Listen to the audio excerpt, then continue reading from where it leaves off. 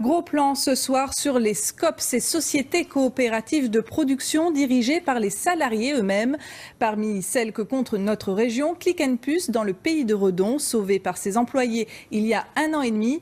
Elle se développe aujourd'hui. Reportage d'Hélène Pédèche et Christophe Rousseau. Cette PME, spécialisée dans le conditionnement, emploie 14 personnes, dont 9 sont en insertion professionnelle. En 2015, après 20 ans d'existence, l'association qui la gère dépose le bilan. L'histoire de Click & Puce aurait pu s'arrêter là, mais 4 salariés s'associent pour monter un projet de société coopérative de production. Il y a 1 an, Patrick Bébin se lance donc dans l'aventure et investit 1 000 € dans la SCOP. Moi j'y ai cru tout de suite et donc je me suis dit il n'y a pas de souci, ça va marcher. Ce n'était pas une cause perdue, on savait que ça pouvait redémarrer dans de meilleures conditions, on savait que les charges étaient trop importantes lorsque nous sommes arrivés dans ce bâtiment-là. Bon, on savait beaucoup de choses, on s'est dit si on peut résoudre certains problèmes à ce niveau-là, on pourra continuer. Grâce aux salariés associés, grâce aussi à la participation de particuliers du pays de Redon qui achètent des parts dans la SCOP, Click & Puce parvient non seulement à conserver ses anciens clients, mais aussi à développer son activité. Ce matériel informatique obsolète, dont ne veulent plus les entreprises, est ainsi nettoyé, remis à neuf, puis revendu à bas prix. Il y a quelques mois, Noël Beauchard a été recruté pour gérer ce nouvel atelier.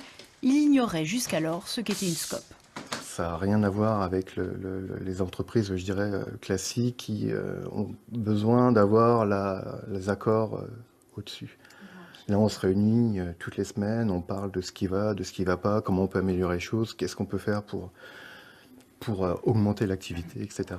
Chaque semaine, l'ensemble des salariés se réunit 1 heure pour échanger. Au cours de ce top 60, des thèmes aussi variés que l'amélioration de la productivité et les horaires de travail ou les salaires sont discutés. Une autre manière de prendre des décisions avec ses avantages et parfois ses travers.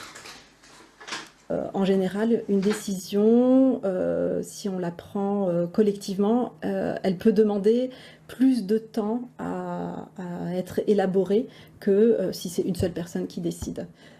Par contre, le gros point positif, c'est qu'une fois que la décision est posée collectivement, elle est solide.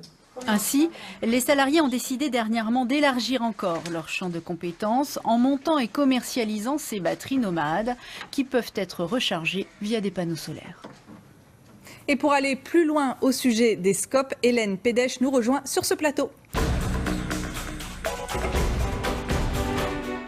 Alors Hélène, quel poids économique représente cette forme d'entreprise dans notre région ?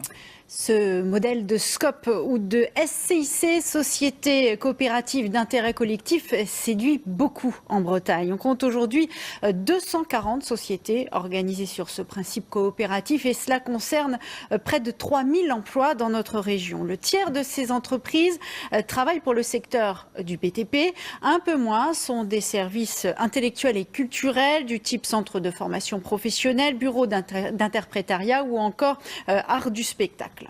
Alors on parle souvent des SCOP comme solution quand une entreprise s'apprête à mettre la clé sous la porte, mais est-ce toujours le cas ? Non, il est vrai que l'on associe généralement les SCOP aux entreprises défaillantes, que les salariés tentent de sauver, comme c'est le cas pour Click & Puce. Or, ce type de reprise ne représente que 6% du nombre total de SCOP.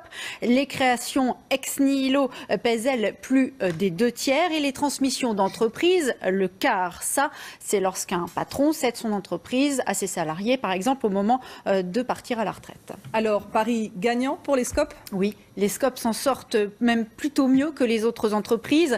5 ans après leur création, leur taux de survie s'élève à 65% contre 50% pour les entreprises dites classiques. En Bretagne, entre 2013 et 2015, elles ont permis de créer près de 700 emplois supplémentaires. Merci beaucoup Hélène. On passe à l'actualité judiciaire à la veille d'une nouvelle mobilisation à Rennes contre la loi